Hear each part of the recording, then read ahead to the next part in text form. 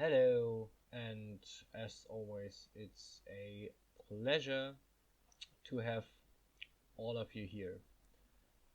As a quick heads up, we have a bit of a situation at work, so there's the slight possibility that I can't do the usual amount of uh, content that I do over the next 2 weeks, but I don't know for sure yet. We just gotta see how it works and how we're working with it. Just so you know, I'll still try to have something for you, but it can well be that I have to work one of the next weekends, one of the next 2 weekends to be precise, or that I have to that my work hours change for the time being, which would also have an influx on the content that I do here. So with that said, I do have new content this weekend. The thing that I made that I wanted to do is delve further into the spooky season, into Halloween related content, and in this case I thought I will do a witch's cauldron with added summons. I'm not sure, with added something. So as you may have seen, the cauldron in itself was pretty easy. I just took a sphere and edited it a bit. So I cut off the top and put a stand next to it. But the original plan was always to have these added bony that I'm currently working on. There will be a slight catch up in the middle because because the game crashed once. The application crashed once, and I had to redo a small part. But yeah, overall this worked pretty well. And it also gave me the opportunity to redo a part that I forgot, because as you can see right now, I'm struggling to actually cut the part that I want to edit, and I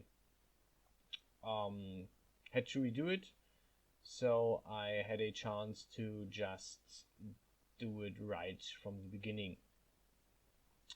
We're just at the cut actually, so yeah. As you can see, I had to redo the part with the tentacles actually that I'm working on here, and that gave me the option to actually manage and edit the tentacle before I put it into shape. The inspiration for this was partly my last render, because I was just thinking, hey, this wasn't really that spooky with the table and the chair and the fruit bowl, so I was thinking, okay, how can I spice it up? And I thought, since I'm doing kitchen stuff anyway, how about witch's cauldron, which is what I did here. And given that I don't have to go into work tomorrow, I will probably spend some time and finally do the part with the actual room to put everything inside. In this case, I just did the cauldron with all the applications, or with all the added stuff that you see right here.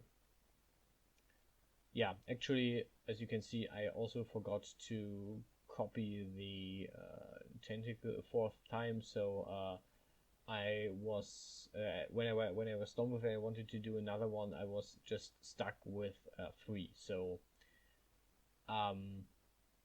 yeah, always make sure you copy the right amount of parts at the very beginning. We just had a skip because I had a break in between. Someone was just asking me to play, and I took a little break and played some video games with friends. But I really wanted to finish this, and you get to see the final result of it. So,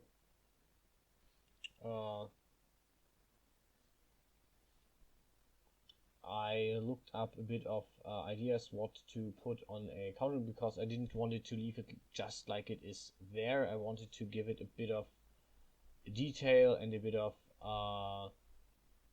feeling. So I went for the usual, well, for my usual thing that I do, and I put some stellar objects or stellar symbols again on the side of the cauldron. So there's a sun on one side, and on the other side you will soon see a moon getting added. So yeah,